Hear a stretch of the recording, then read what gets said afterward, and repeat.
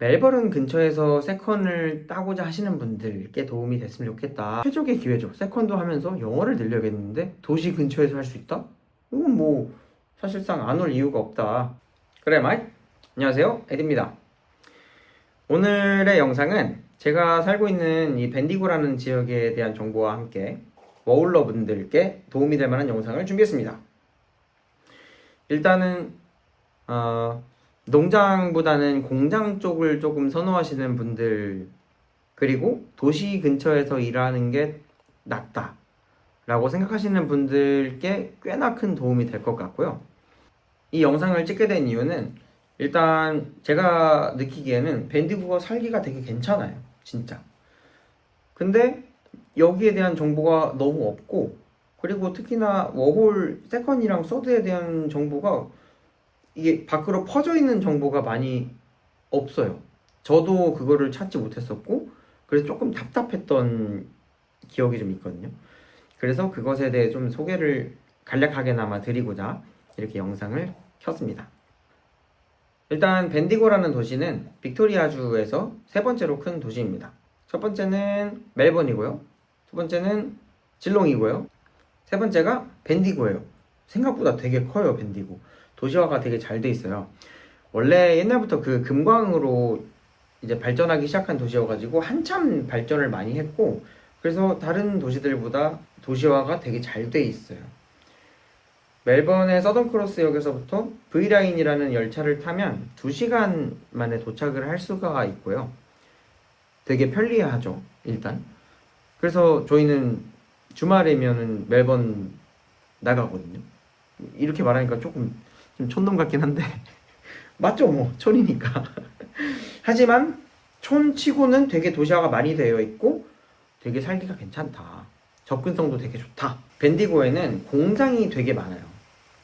아까 말씀드렸던 것처럼 농장 물론 있죠. 농장도 되게 많고 퍼져 있는데, 어떤 벤디고라고 부르는 어떤 그 도시 안에서 일을 이제 세컨이랑 서드를 따시는 분들은 주로 공장 일들을 하게 돼요. 제 성향에도 저는 사실 농장보다는 좀 공장이 낫다고 생각을 했었는데, 왜냐면 저는 완전히 제 스타일이거든요. 완전 모든 게 통제 안에 들어있어야 되는데, 날씨의 영향을 받는다거나 너무 시즌의 영향을 받는다, 내가 내 시프트가 어떻게 조절될지 모른다라는 것에 대한 불안감이 되게 큰 스타일이에요. 그래서 나는 그래도 어딜 가더라도 나는 공장에 가야겠다라는 생각을 했었고, 실제로 벤디고에 공장이 많았어서 저는 좋았어요. 공장 종류도 우리가 보통 이제 검색하면 나오는 그 되게 많이 나오는 치킨 공장이 있거든요. 여기서 말해도 되는지 몰라서 말을 안 하겠지만, 그 공장 말고도 되게 다양한 공장들이 많아요. 예를 들면 치킨 공장이 있고요, 소세지 공장도 있고, 뭐 건초 회사도 있고, 샐러드 공장도 있고, 치킨팜 같은 것도 있고, 되게 많아요, 종류가. 근데 이런 정보가 거의 없어요, 우리가 찾을 수 있는 게. 벤디고라는 지역에서는 백인들을 많이 볼 수 있어요. 뭐 당연한지 익힐 수 있겠는데, 아무래도 도시에서 멀어질수록 백인들이 많아지는 건 사실이니까 백인들이 정말 상당히 많고, 그리고 이제 워킹 홀리데이적으로 보면은 인도네시아 친구들이 되게 많아요. 되게 많은 수준이 진짜 많아요. 인도네시아 사람들이 일도 잘해요. 그리고 카렌 친구들도 진짜 많아요. 아마도 그렇게 되게가 많은 것 같고, 그리고 한국인은 얼마나 있느냐? 한국인은 일단 단톡방이 있거든요. 근데 단톡방에 들어와 계신 분이 100명 정도 되는 걸로 보아. 그래도 실제로 따지고 보면 한 200명 정도는 되지 않을까. 근데 거기에서 거주하는 사람들을 빼고 이제 워홀러들로만 따지면 찾기 힘들어요, 한국 분들. 왜냐면은 아무래도 뭐 세컨이랑 서드 이런 거를 하러 오신 분들도 계시다 보니까 왔다가 가시는 분들도 계시고, 뭐 그러다 보니까 이 워홀러로서는 그렇게 많다고 말하기가 좀 어려운 것 같아요. 자, 그러면 제가 이제 벤디고에 들어오면서 어떤 전략을 써서 취직을 할 수가 있었냐, 그것에 대해 좀 말씀을 드려보도록 하겠습니다. 어떻게 일을 구했는가에 대해서 되게 중요하죠. 밴디고 같은 경우는 시즌을 타요. 근데 어떤 농작물처럼 막 날씨 영향을 받거나 그런 시즌을 타는 게 아니라 취직이 되는 시즌과 취직이 안 되는 시즌이 있습니다.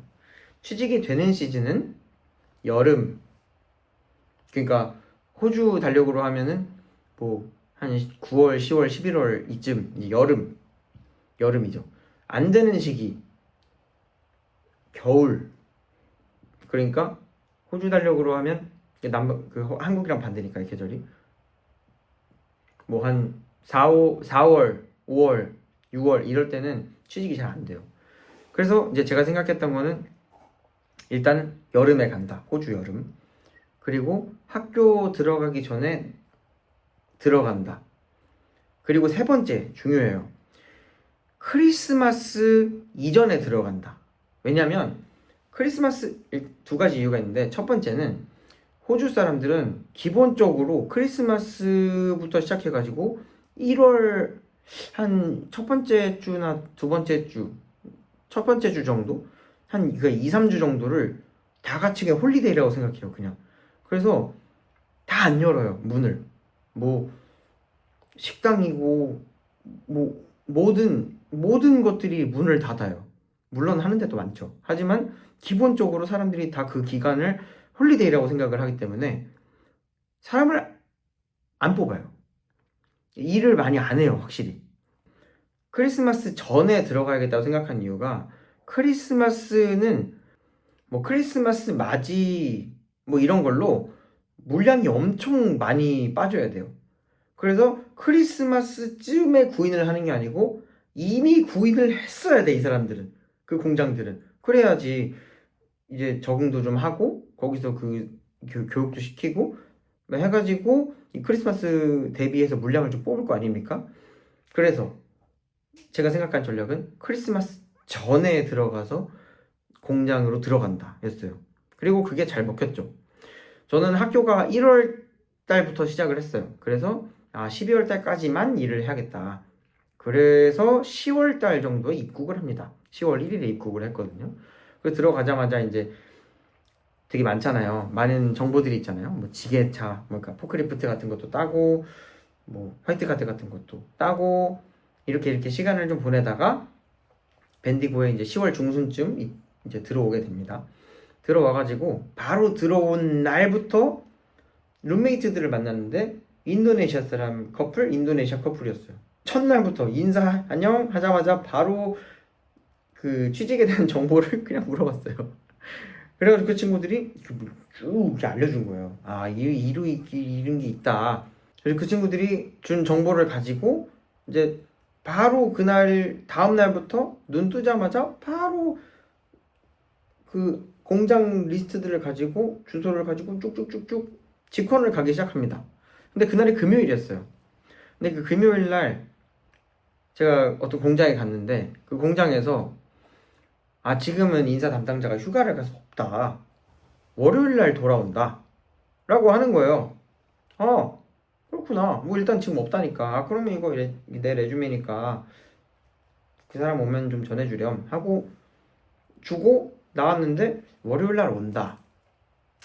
월요일 날 오면 월요일 날 다시 가야지. 월요일 날 다시 가야지. 라고 생각을 했어요.